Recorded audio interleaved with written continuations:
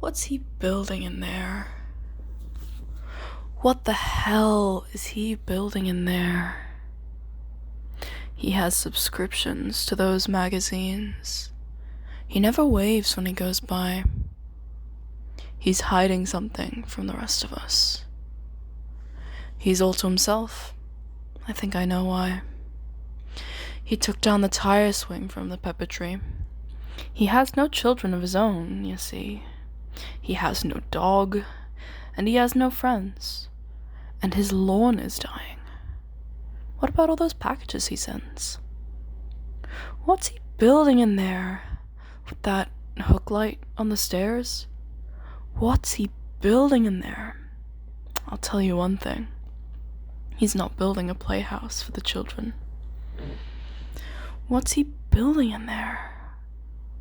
Now what's that sound from under the door? He's pounding nails into a hardwood floor, and I swear to God I heard someone moaning low. And I keep seeing the blue light of a TV show. He has a router and a table saw, and you won't believe what Mr. Stitcher saw. There's poison underneath the sink, of course, but there's also enough formaldehyde to choke a horse. What's he building in there? What the hell is he building in there? I heard he has an ex-wife in some place called Mayor's Income, Tennessee.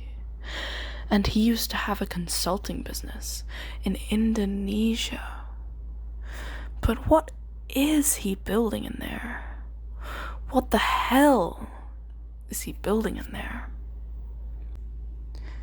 He has no friends, but he gets a lot of mail. I'd bet he spent a little time in jail. I heard he was up on the roof last night signaling with a flashlight. And what's that tune he's always whistling? What's he building in there? What's he building in there?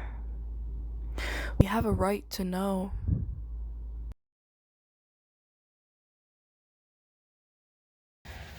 What's He Building is a free verse poem by Tom Waits. Originally, What's He Building was actually a spoken word song within his 1999 album, The Mule. Basically, what I wanted to do with this was take my own interpretation of a poem that had already been recorded and mixed, and that, a recording of it already existed out there. And I wanted to see what I could do for myself, what I could make out of it. Sort of give it a different sound and energy to the original. This poem doesn't really have a clear speaker or addressee, but from the tone of it, I normally imagine that this could be like a rumor passed between neighbors. Suspicious whispers from person to person, from everyone just wondering what the hell is going on in that house. Someone who has never had any first-hand experience of, the house, of what's inside, and just relaying on from what they've heard. The repeated question and the repetition of the phrase "I heard" is pretty indicative of this, and it starts to just sound like grim gossip. An example of hyperbole in this poem is there's also enough formaldehyde to choke a horse. Generally, I take this as an exaggeration to emphasize, just how much formaldehyde he has, because, typically formaldehyde isn't something that you keep in a house. So this is just kind of accentuating, okay, this is weird. This is very weird. This person is weird. We don't know what's happening. And so the exaggeration of this is pretty important, because once again, you don't keep formaldehyde in a house. You don't keep poison in a house. It's just not meant to have that much formaldehyde, or any formaldehyde at all.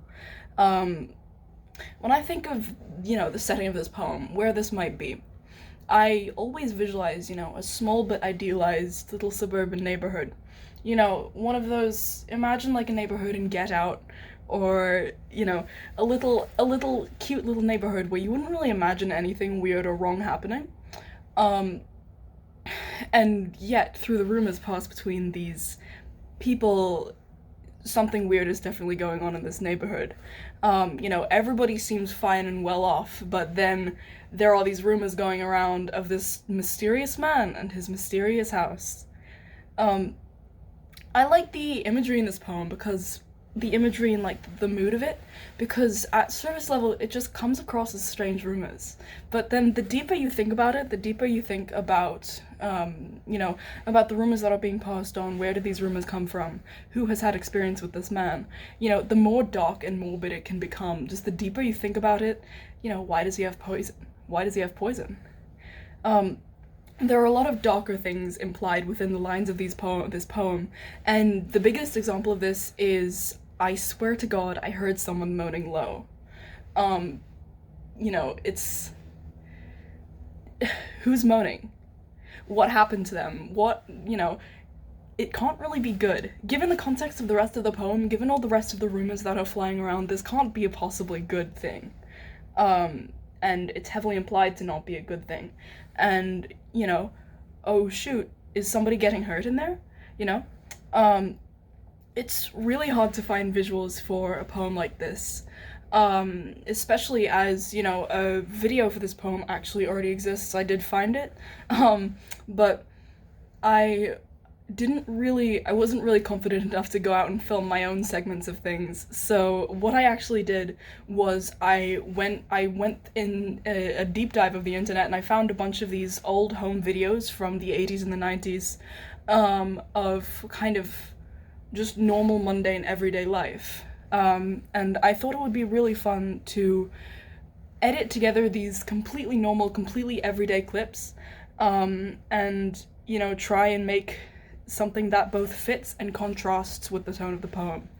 Um, Clips of a family having dinner or somebody going out for a walk or a bike ride, will just contrast this poem so much, especially when you try to imagine it as, a little idyllic suburban life where nothing really happens. And my my goal was this, to have visuals that really didn't sort of surface level, didn't really fit with the poem.